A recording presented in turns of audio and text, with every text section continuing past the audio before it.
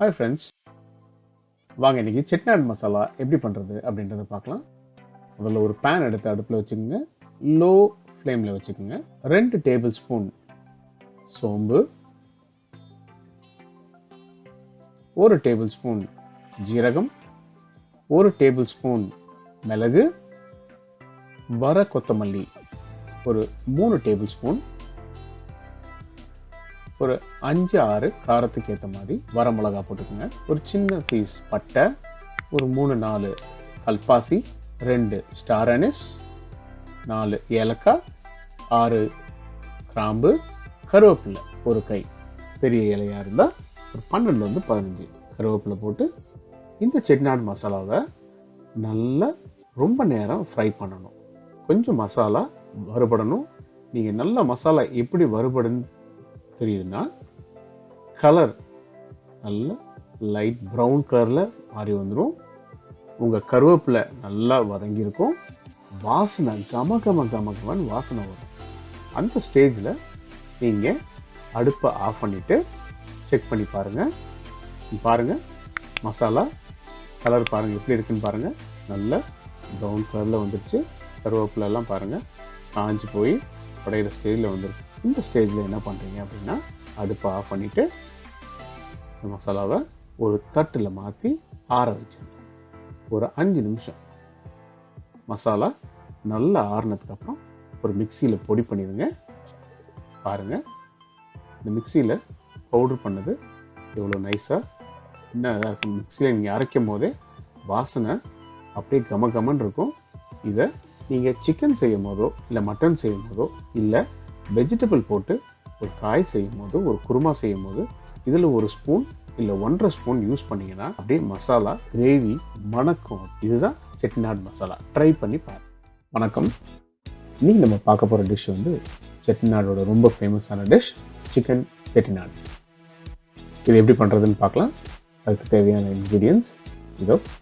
First ஒரு கடாய் எடுத்து heat பண்ணிக்கோங்க. அதில் நல்லெண்ணெய் 4-5 டேபிள் ஸ்பூன் நல்லெண்ணெய் விட்டுக்குங்க. எண்ணெய் நல்லா சூடானதுக்கு அப்புறமா 1 டேபிள் ஸ்பூன் சோம்பு போட்டுக்கோங்க தாளிக்கிறதுக்கு.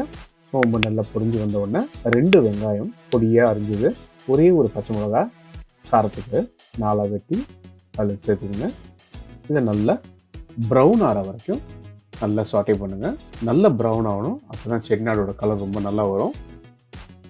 வெங்காயம் பாருங்கள் நல்ல ப்ரௌன் ஆகிடுச்சு. இந்த நேரத்தில் ஜிஞ்சர் கார்லிக் பேஸ்ட் ஒரு 2 ஸ்பூன் இதை ஃபஸ்ட்டு நல்லா வதக்கிக்கலாம். அதுக்கப்புறமா அதில் மிளகாத்தூள் 1 ஸ்பூன், மல்லித்தூள் 1.5 ஸ்பூன், கரம் மசாலா 1/2 ஸ்பூன், செட்டிநாடு மசாலா. இது எப்படி பண்ணுறது அப்படின்றத இதில் உள்ள லிங்க்கில் பாருங்கள். நான் ஏற்கனவே செஞ்சு காட்டியிருக்கேன். பெப்பர் பவுடர், மிளகு பவுடர் வந்து இது வந்து ஒரு 1/2 ஸ்பூன். இது எல்லாத்தையும் நல்லா ஃபஸ்ட்டு வதக்கிக்குங்க. இதில் நல்லா வதக்கிட்டு இருக்கும்போது எண்ணெய் லைட்டாக வெளியில் வரும். அந்த ஸ்டேஜ்லேயே என்ன பண்ணுறீங்க அப்படின்னா, தக்காளி 2 தக்காளி நல்லா பொடியாக சாப் பண்ண தக்காளியை இதில் சேர்த்துக்குங்க. இந்த தக்காளி நல்லா அந்த மசாலாவோட மிக்ஸ் ஆகணும். அதே மாதிரி தக்காளி நல்லா மேஷ் ஆகி நல்லா மசிஞ்சு வரணும். கொஞ்சமாக அதில் தண்ணி சேர்த்துக்குங்க தக்காளி குக் ஆகிறதுக்காக. ஒரு 5 நிமிஷம் குக் பண்ண விடுங்க. தக்காளி நல்லா மேஷ் ஆகி மசாலா நல்லா குக் ஆகி எண்ணெய் வெளியில் வரும். இங்கே பாருங்கள். இந்த ஸ்டேஜில் தேவையான அளவு உப்பு சேர்த்துக்குங்க. அடுத்து ஒரு 1 கிலோ சிக்கன் அதை அதில் மிக்ஸ் பண்ணிவிட்டு இந்த கிரேவியோட நல்லா குக் பண்ணுங்கள். நான் இதில் தண்ணி ஆட் பண்ணல. ஏன்னா சிக்கன் குக் ஆகும்போது சிக்கன்லேருந்து வெளியில் வர தண்ணி அதுவே போதுமானது. அதில் இது ஒரு 10 மினிட்ஸ் ஒரு லிட்டு போட்டு குக் பண்ணுங்கள். இது பாருங்கள் தண்ணி எவ்வளோ விட்டுருக்குன்னு பாருங்கள். நான் தண்ணியே சேர்க்கல.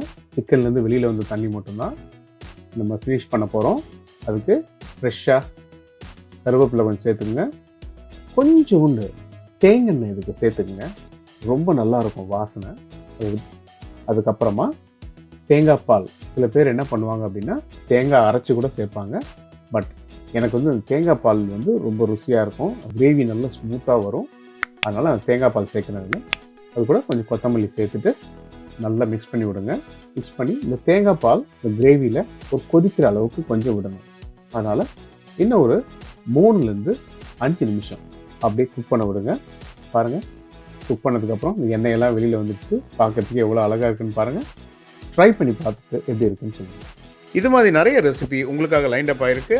நீங்கள் செய்ய வேண்டியதெல்லாம் சப்ஸ்கிரைப் பண்ணுங்கள், லைக் பண்ணுங்கள், ஷேர் பண்ணுங்கள். வணக்கம்.